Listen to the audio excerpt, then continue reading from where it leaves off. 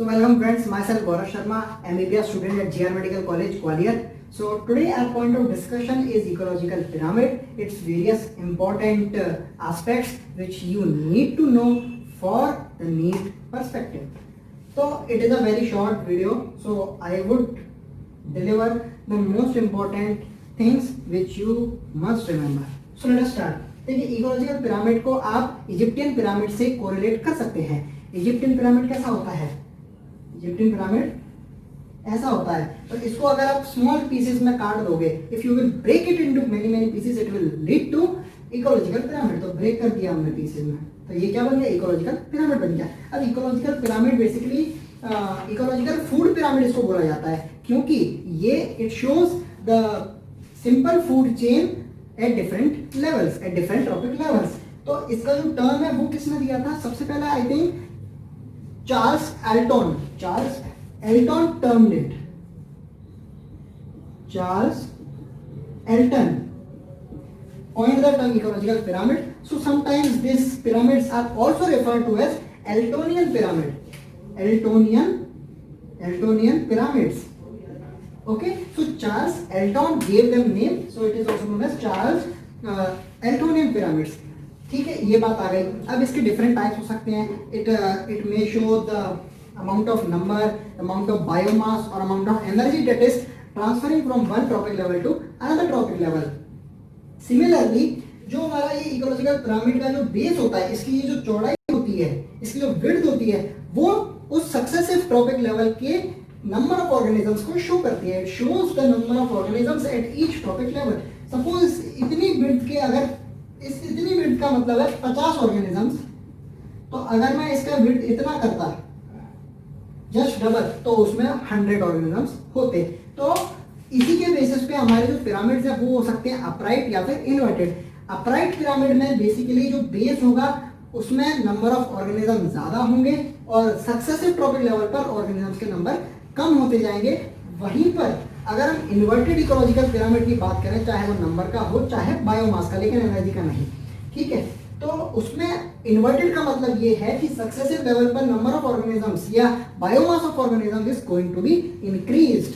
Energy के case में ऐसा नहीं होता, क्योंकि लिंडमैन का 10% लॉ कहता है कि at each successive level the only 10% energy is transferred from one trophic level to another, और इसकी वजह से एनर्जी हर सक्सेसिव ट्रॉपिक लेवल पर डिक्रीज ही होती है और पिरामिड हमेशा अपराइट ही बनेगा। ठीक है फ्रेंड्स, चलिए अब बच्चों को दिक्कत कहाँ आती है? दिक्कत यहाँ आती है कि अपराइट में कौन कौन से एग्जांपल हैं इकोसिस्टम के और इन्वर्टेड में। तो देखिए बेसिकली हमें 3 इकोसिस्टम्स पढ़ने हैं। आई मे rub it, okay, I may rub it. अब हमें इकोसिस्टम कौन से पढ़ने हैं?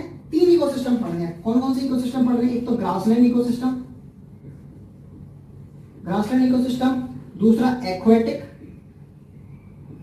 और तीसरा कौन सा? फॉरेस्ट, या इसी को हम ट्री इकोसिस्टम बोल देते हैं। ठीक है, इन तीनों को पढ़ना है हमें। अब हम इन तीनों को ही देखेंगे कि ये किस किस के एग्जांपल में आते हैं। तो बेसिकली मैंने यहां बना दिया pyramid of number, pyramid of biomass. अब पिरामिड ऑफ नंबर में be upright, it may be inverted. Pyramid of biomass में be upright, it may be inverted. ये देख रहे हैं GAT, आपको याद ही नहीं रखना पड़ेगा, अपने आप याद आ जाएगा। पिरामिड ऑफ नंबर में अपराइट में GA आ जाएंगे। कैसे आ जाएंगे ये मैं समझाता, लेकिन वीडियो लंबा हो जाएगा। GA तो T कहाँ आएगा? इधर आएगा। ऐसे भी देख सकते हैं, अगर I में से आप उसका नीचे का हटा दोगे तो ये T बन जाएगा, दैट इज ट्री और फॉरेस्ट इकोसिस्टम। वहीं बायोमास में अपराइट में कौन सा आएगा? हमारा कौन सा आएगा? ट्री आएगा, और इन्वर्टेड में GA आएगा। Is it clear all my friends? अब बायोमास होता क्या है फ्रेंड्स? बायोमास जनरली क्या होता है? पर यूनिट एरिया किसी भी ऑर्गेनिज्म का कितना मास उसके पास प्रेजेंट है। The per unit area mass content of any organism is it's biomass. Per unit area से हमें कंपैरिजन में एक यूनिफॉर्मिटी मिल गई कि हाँ, एक यूनिट एरिया में किसका बायोमास ज्यादा है, किसका कम है। ठीक है फ्रेंड्स, चलिए बायोमास की बात कर ली मैंने, इनके ये कर लिए। अब हमें क्या करना है? हमें इसकी लिमिटेशंस करनी है। लेकिन ऐसे लिमिटेशंस आपको पता ही हैं। अगर कोई नई लिमिटेशन आपको पता हो जरूर कमेंट करिएगा। अब हम एक बात कर लेते हैं स्टैंडिंग क्रॉप की और स्टैंडिंग स्टेट की। तो फ्रेंड्स, स्टैंडिंग क्रॉप क्या होता है और स्टैंडिंग स्टेट क्या होता है, ये कईयों ने मेरे से डाउट पूछा है। Standing crop and standing state. तो देखिए, क्रॉप का मतलब है plant, and plant is something living thing. So the total amount of living content of each successive trophic level is it's standing crop. I repeat, the total amount of living substance present at each successive trophic level. The total amount of living content present at each successive level is its standing crop. While the total amount of inorganic substance present at each successive level is its standing state. Okay, so mind this, standing crop and standing state. चलिए, ये हो गया। उसके बाद एक और चीज आती है कि एक क्वेश्चन आता है नीट में कि एक से ज्यादा ट्रॉपिक लेवल पे आप किस किस ऑर्गेनिजम्स को आप रख सकते हैं। That is an quite interesting one topic. तो मैं फटाफट से आपको 2-3 एग्जांपल बता देता हूँ। ओहो, दिस बोर्ड इसको ना, एनीवे चलिए। तो देखिए, सबसे पहला हमारा एग्जांपल आता है स्पैरो का। स्पैरो एक से ज्यादा ट्रॉपिक लेवल पे आ सकती है, डिपेंड करता है कि वो खाती क्या है। अगर वो वेजिटेरियन स्पैरो है तो वो कौन आ जाएगी, प्राइमरी कंज्यूमर पे। लेकिन अगर वो नॉन वेजिटेरियन है, जैसे इंसेक्ट्स को खाती है, तो वो सेकेंडरी कंज्यूमर आ जाएगी। ठीक है, तो ये एक से ज्यादा हम ट्रॉपिक लेवल पर हम इसको देख सकते हैं। दूसरा एग्जांपल किसका आता है, दूसरा एग्जांपल आता है किसका, स्नेक का। ऐसा क्यों है, देखिए स्नेक जो होता है, अगर तो जो स्नेक होता है वो अगर रैट को खा रहा है तो वो सेकेंडरी कंज्यूमर है।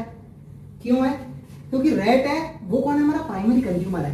अनाज है, उसको रैट ने खाया, रैट को स्नेक ने खा लिया, तो स्नेक किस में आ गया, उस कंडीशन में सेकेंडरी कंज्यूमर में। लेकिन वहीं अगर स्नेक फ्रॉग को खा रहा है तो देखिए वो टर्शरी कंज्यूमर बन गया। कैसे, अनाज को किसने खाया, इंसेक्ट ने खाया, इंसेक्ट को किसने खाया, फ्रॉग ने खाया, फ्रॉग को किसने खाया, स्नेक ने खाया। तो इस तरह से ये भी आ सकता है। तो ये 2 एग्जांपल हमने देखे, एक शायद और इंसेक्टिवोरस प्लांट का भी आ सकता है। अभी तक हमने जो पढ़ा है, अब उसके हम कुछ क्वेश्चंस प्रीवियस ईयर नीट के ही सॉल्व करने जा रहे हैं। और अगर आपको कोई और क्वेश्चन में भी डाउट हो तो वो आप कमेंट में पूछ सकते हैं। तो चलिए हम कुछ क्वेश्चंस को एक बार देख लेते हैं।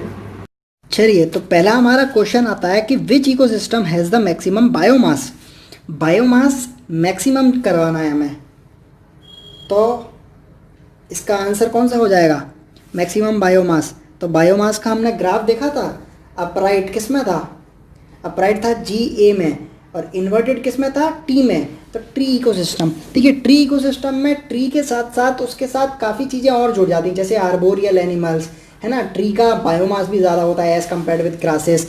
तो हमारा आंसर फॉरेस्ट या ट्री इकोसिस्टम हो जाएगा।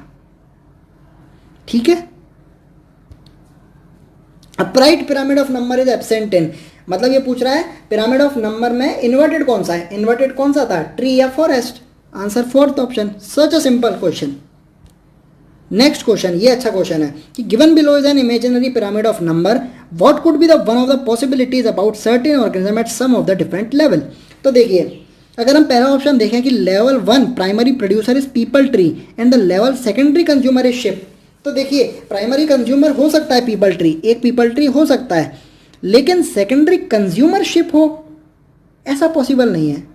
क्यों पॉसिबल नहीं है, क्योंकि सेकेंडरी शिप जो है वो हमारा कौन है, हर्बीवोरस है, और पीपल ट्री के जो पत्ते खाने वाला होगा वो भी कोई हर्बीवोरस होगा।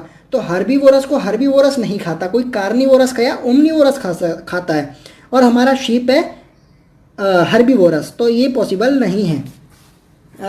शिप शायद प्राइमरी कंज्यूमर होना था, तो ये सही हो सकता था।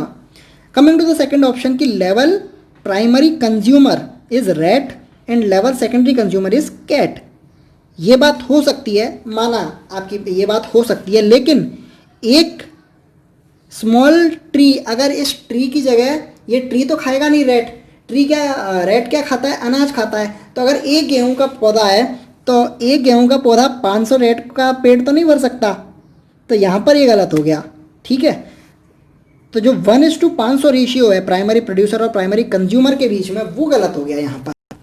Coming to the third option, level primary consumer is insect and level secondary consumer is small insectivorous bird. ये ऑप्शन मेरे को ठीक लग रहा है। क्यों? क्योंकि एक पीपल ट्री या एक कोई सा भी वो इंसेक्ट को तो सर्वाइव करा सकता है, क्योंकि इंसेक्ट तो बहुत ही छोटी चीज़ें हैं। तो कई सारे इंसेक्ट एक ही प्लांट या एक ही ट्री पर फीड कर सकते हैं, लेकिन रैट नहीं कर सकता। कई सारे रैट नहीं कर सकते क्योंकि रैट की diet as compare with insect ज़्यादा होती है। और सेकेंडरी कंज्यूमर कौन है हमारे? Small insectivorous bird. बिल्कुल सही बात है, हो सकता है। अब ऑप्शन फोर्थ आ गया, level primary producer is phytoplankton in sea and whale on the top, tertiary consumer. I don't think so. क्या फाइटोप्लैंक्टन एक ही होता है? पिरामिड ऑफ नंबर है ये। फाइटोप्लैंक्टन की नंबर ज़्यादा होती है एज कम्पेयर्ड विद व्हेल, है ना। तो अगर यहाँ पर फाइटोप्लैंक्टन 10 होता और व्हेल 1 होती तो हम इसको सही मान सकते थे, लेकिन यहाँ पर तो इसने उल्टा ही कर दिया कि ये तो प्राइमरी प्रोड्यूसर की अमाउंट टर्शरी कंज्यूमर से भी कम बता रहा है। ऐसा पॉसिबल है ही नहीं। Next question is, which one of the following statement for pyramid of energy is incorrect whereas the remaining 3 are correct? तो pyramid of energy can never be inverted, so it is upright, it is correct. Its base is broad, बिल्कुल सही बात है. It shows energy content of different topic, it बिल्कुल सही. तो fourth inverted है, ये गलत हो गया. Now which one of the following may occupy more than one tropic level? ये मैंने अभी आपको समझाया था, इसका सीधा सीधा आंसर हो गया हमारा. So friends, I hope that you guys liked my video. And if you do so, then please subscribe my channel, like it and share it to all the NEET aspirants. तब तक के लिए stay safe, stay happy. Thank you.